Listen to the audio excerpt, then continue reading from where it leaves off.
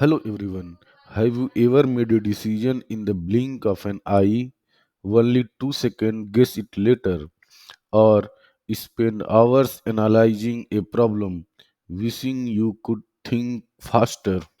What if I told you that your mind operates in two distinct modes, one that's fast and instinctive, and other that's slow, deliberate, and thoughtful? Welcome to the exploration of thinking, Fast and Slow by Daniel Kahneman, a book that reveals the inner working of our minds.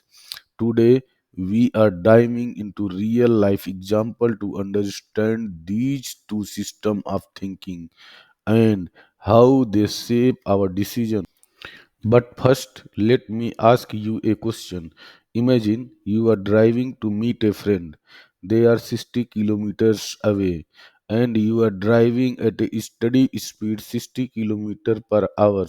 How long will it take you to reach them? If you thought 60 minutes, congratulations, you just experienced your fast thinking brain. What Kahneman calls System 1. It's quick and instinctive. But here is the twist. While that answer is correct here, fast thinking can sometimes lead us astray, especially with more complex problems. Now let's imagine you had paused, double checked, and slowly worked through the math. That system too, your slow, deliberate brain taking over.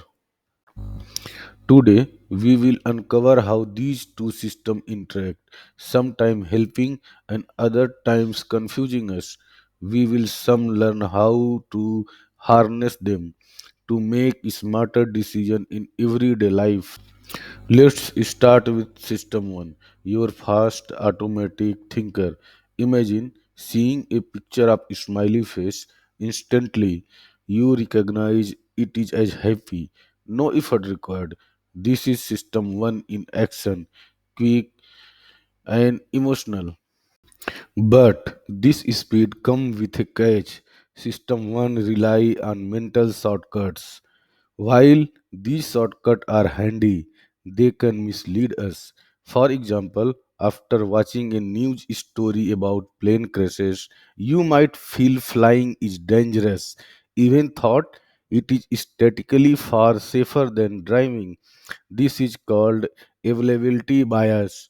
Your brain empathizes what recent are viewed. Now, system 2 is like the wise, careful friend who step in for thought decision. If you are solving 23 into 47 in your head, you are calling on system 2. It is slow but reliable, ensuring accuracy when complexity arises. Yet, here is the catch. System 2 is lazy. It preferred to set system 1 handle things unless absolutely necessary. Let me show you how these two systems can lead to fascinating bias. Imagine a salesman show you a $1,000 watch first and then $200 one. Suddenly, the $200 watch feel like a bargain. This is an chronic effect. Your brain latches on to the first number it sees and uses as a reference point, even if it is irrelevant. Now, think about memorable experience. We don't remember everything equally. Instead, we focus on most intense moment, the peak and how it ended. This is the peak and rule. For example, a vacation with one spectacular day and several average ones often feel amazing in hindsight because of that peak moment.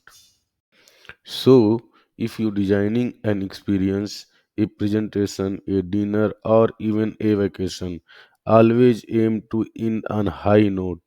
That's what sticks. Let's talk about fear of loss. Imagine someone offer you a coin toss. Heads, you win $100. Tails, you lost $50.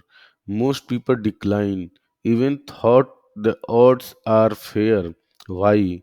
Because losing a $50 feel more painful than winning of $100 feels pleasurable. This is loss aversion, and it explains why we often avoid risks even when they are in our favor. But here's where it gets even more interesting. The same situation can feel different depending on how it's framed. You are told this treatment save 90 out of 100 lives, or 10 out of 100 people will die. Which one feel better? Most people pick the first option, even thought they are identical. This is the power of framing, a trick your brain play when processing information. Have you ever met someone funny at party and assume they are always that way? That the halo effect, our tendency to let on positive traits shape our entire impression of someone. It works for companies too.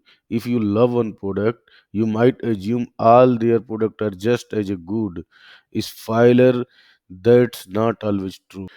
Confidence is great, but overconfidence can be a trap. You might feel certain you can predict the stock market or ace a project without preparation.